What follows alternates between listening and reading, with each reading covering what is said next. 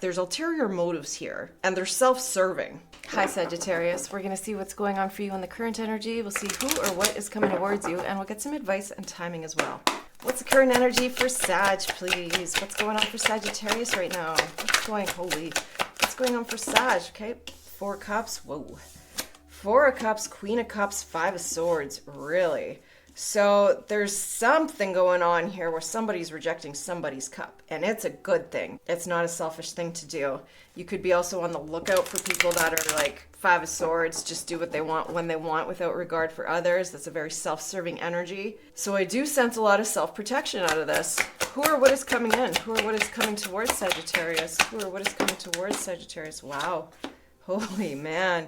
The 3 of swords, the Hierophant with faith, and the Death card. Holy Dinah. Okay, with the 8 of coins underneath the deck. That is about putting in the work, the effort, day to day. You could be throwing yourself into work to forget about a situation. It's been a lot of lessons, a lot of spiritual lessons with faith that have helped transform you with the Scorpio energy. That's your 12th house, which is a very spiritual house, having to do with all things hidden, past lives, karma. You could be looking at the end of a relationship with Uranus and Gemini in your 7th house that could be causing a lot of upheavals in partnerships. But let's get clarifying. So why is the 4 of cups here? This is not taking somebody's cup. We do have third-party situations sort of written all over this thing, unfortunately, with the 3 of swords and now the 3 of cups. It doesn't have to be another person necessarily. It can be a situation where that third party is work or a hobby or friends or somebody that just doesn't put you first. Underneath the deck, High Priestess, listen to your intuition. You know. So what is the Queen of Cups? Very intuitive energy. The Queen of Swords. Cutting out the shit. And underneath that, look at this. The 8 of Wands and the 5 of Swords. Messages from possibly a narcissist, gaslighter, mind games. This is not accepting that. Queen of Swords is very discerning, puts up with no shenanigans. What is this 5 of Swords? Speaking of shenanigans, it's the Knight of Cups. So this can be a love offer, creative, romantic opportunity, but they're doing it not from a place of reliability.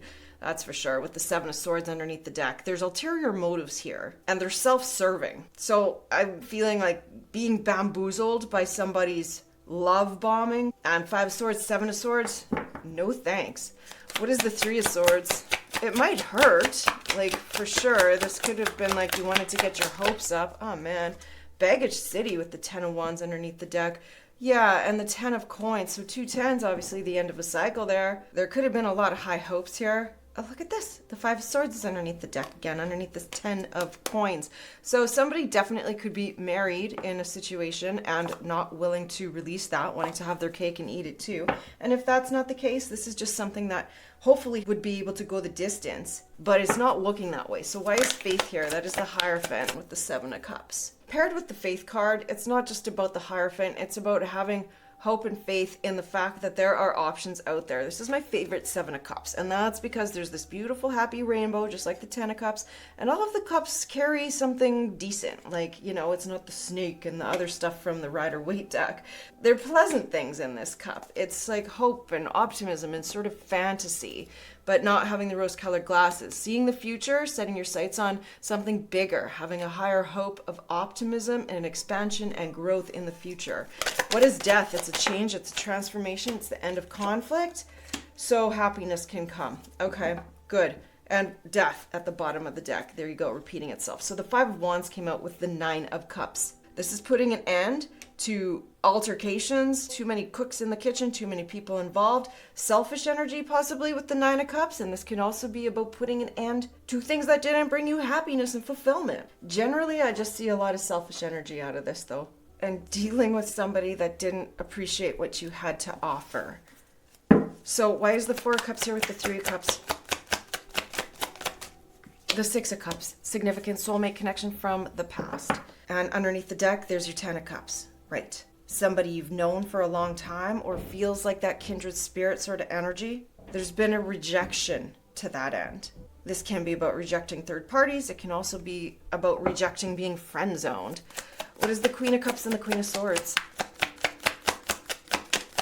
8 of Cups. walking away, letting it go.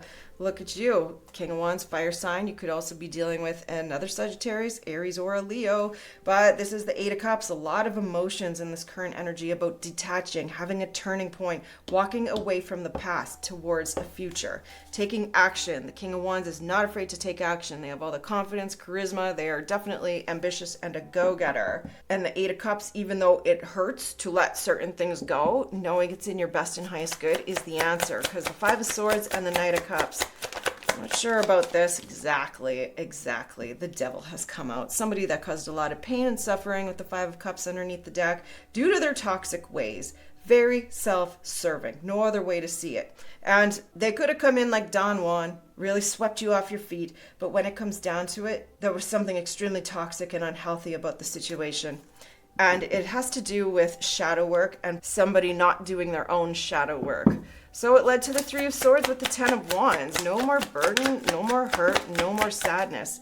Loving yourself first. The Queen of Cups came out repeating itself and having a leap of faith, knowing that there's brighter days ahead. The Fool, and look at that, the Ace of Pentacles is underneath. But first step is like turning your back on this devil. Absolutely. This is somebody that plays on our shadow side, our weaknesses. It's just low vibe energy and it's no good. So what is faith? Okay, there we go. Faith and the Seven of Cups is the Judgment. This is a life-changing decision. It is Pluto energy. Pluto is currently in Aquarius, which is your third house of communication, intellect. You have a higher knowing here, and the angels are blowing the horn on this situation. Here's our Three of Cups underneath the deck again. Is this really what you want? This is knowing that it's time for a death and a rebirth. It's an intense psychological transformation that Pluto brings, but it does bring an evolution through crisis. So what is, oh my word, death to the Five of Wands to the Nine of Cups is the Knight of Pentacles. Very nice. Somebody that puts in the work, does the right thing with justice. That's karma, cause and effect, balancing the scales. Capricorn, Virgo, Taurus, slow and steady, but it wins the race. And with justice underneath the deck, this is absolutely what goes around comes around, and a reminder that the universe sees all. It's cause and effect, it's karma, and it's consequences. Let's get an animal spirit oracle for you for advice. Okay. We have an eagle. Spirit has your back. Absolutely. And moth spirit. Just surrender, let it go. The eagle is a very wise energy. It's also related to Scorpio. It's about seeing things from a higher perspective and knowing you have the capability to soar above these problems, these issues, letting them go. What is the timing on all of this? Can we get a timing card for Sag? Let it be a mystery. Okie dokie. And something's in the past. All right. Card 60 and card 36. What do the angels have to say to Sagittarius? Refocus. Angel number 666. Hello, Satan. Refocus and find balance between your material and spiritual aspects of life. Stop putting too much emphasis on material things. That's interesting. And we do have transition with the death energy coming out twice. Yes, we do. Angel number 345. You're in a period of transition and change. Embrace new beginnings and trust in the process of transformation unfolding in your life. That's your reading, Sag. I do hope it helped. If it did, please don't hesitate to like and subscribe. Leave me a comment below. I would love to hear from you. Have a great day.